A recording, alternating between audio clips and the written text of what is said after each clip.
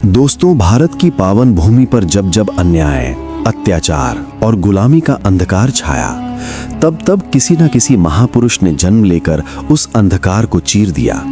ऐसे ही एक युग पुरुष थे छत्रपति शिवाजी महाराज, जिन्होंने न केवल एक साम्राज्य की स्थापना की, बल्कि स्वराज्य, धर्म, सम्मान और आत्मसम्मान का अर्थ पूरे भारत को सिखाया। ये कहानी है एक ऐसे बालक की जिसने खिलौनों की जगह तलवार को अपनाया और जिसने मुगल साम्राज्य की नींव हिला दी। छत्रपति शिवाजी महाराज का जन्म 19 फरवरी 1630 ईस्वी को महाराष्ट्र के शिवनेरी दुर्ग में हुआ। उनके पिता थे शहाजी राजे भोंसले, जो बीजापुर सल्तनत के एक शक्तिशाली सेनापति थे। उनकी माता थीं राजमाता जिजाऊ, एक वीर, धर्मनिष्ठ और संस्कारवान नारी। जिजाऊ मां ने शिवाजी को बचपन से ही रामायण, महाभारत और वीर पुरुषों की कथाएं सुनाई। उन्होंने शिवाजी के मन में स्वराज्य का बीज बो दिया। मां कहती थीं, शिवा, ये धरती हमारी है, यहाँ किसी विदेशी का शासन नहीं होना चाहिए। शिवाजी महाराज को धार्मिक शिक्षा के साथ साथ राजनीति, युद्ध कला और कूटनीति का गहरा ज्ञान मिला।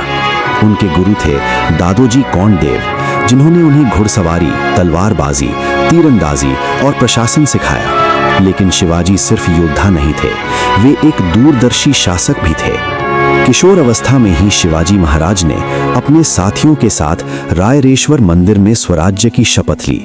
उन्होंने कहा, मैं हिंदवी स्वराज्य स्थापित करूंगा, चाहे इसके लिए मुझे अपना सर्वस्व क्यों न त्यागना पड़े।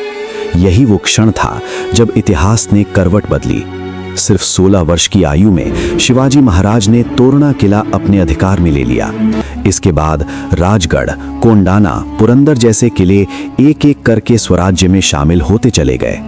उनकी युद्ध नीति थी गुरिल्ला युद्ध, जिसमें वे जंगल, पहाड़ और अचानक हमलों का प्रयोग करते थे। बीजापुर सल्तनत ने शिवाजी को रोकने के लिए अपने सबसे शक्तिशाली सेनापति अफजल खान को भेजा। अफजल खान ने धोखे से शिवाजी को मारने की योजना बनाई, लेकिन शिवाजी महाराज पहले से ही सतर्क थे। जब आलिंगन के बहाने अफजल खान ने वार किया, तो शिवाजी ने बाग नख से उसका अंत कर दिया। ये केवल एक युद्ध नहीं था, ये बुद्धि बनाम अहंकार की जीत थी।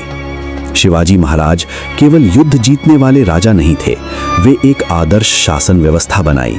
महिलाओं का सम्मान, किसानों की सुरक्षा, धर्म की स्वतंत्रता, भ्रष्टाचार के खिलाफ कठोर दंड।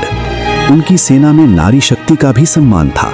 वे कहते थे, शत्रु की स्त्री भी हमारी मां बहन है। मुगल बादशाह औरंगजेब शिवाजी से अत्यंत क्रोधित था। उसने शाइस्ता खान को दक्कन भेजा, लेकिन शिवाजी ने असाधारण साहस दिखाते हुए पुणे के लाल महल में शाइस्ता खान पर रात में हमला किया। खान जान बचाकर भागा, लेकिन उसकी उंगलियां युद्ध की गवाही दे गईं। शिवाजी महाराज ने मुगलों की आर्थिक रीढ़ तोड़ने के लिए सूरत पर आक्रमण किया। ये लूट जनता को नुकसान पहुंचाने के लिए नहीं थी, बल्कि अत्याचारी सत्ता को कमजोर करने के लिए थी। औरंगजेब ने धोखे से शिवाजी महाराज को आगरा बुलाया, उन्हें बंदी बना लिया गया। लेकिन शिवाजी केवल वीर ही नहीं, महान रणनीतिकार भी थे। फलों की टोकरियों में छिपकर वे अपने पुत्र संभाजी महाराज के साथ आगरा से निकल गए।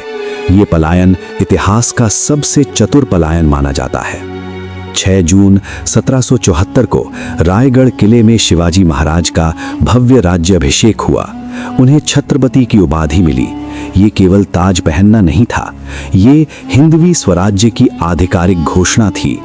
शिवाजी महाराज भारत के पहले शासक थे जिन्होंने शक्तिशाली नौसेना बनाई। उन्होंने समुद्री लुटेरों और विदेशी आक्रमणकारियों से भारत की रक्षा की। 3 अप्रैल 1680 को ये महान योद्धा इस संसार से विदा हो गया। लेकिन शिवाजी महाराज आज भी जीवित हैं, किलों की दीवारों में, मराठा स्वाभिमान में, भारत के आत्मसम्मान में। स्वराज्य मेरा जन्म सिद्ध अधिकार है और मैं इसे लेकर रहूंगा। उनका जीवन हमें सिखाता है, अन्याय के सामने झुकना नहीं, धर्म और नारी का सम्मान, बुद्धि और साहस का संतुलन। छत्रपति शिवाजी महाराज केवल एक राजा नहीं थे, वे एक युग थे। जब तक भारत रहेगा, तब तक शिवाजी महाराज का नाम अमर रहेगा। जय भवानी, जय शिवाजी।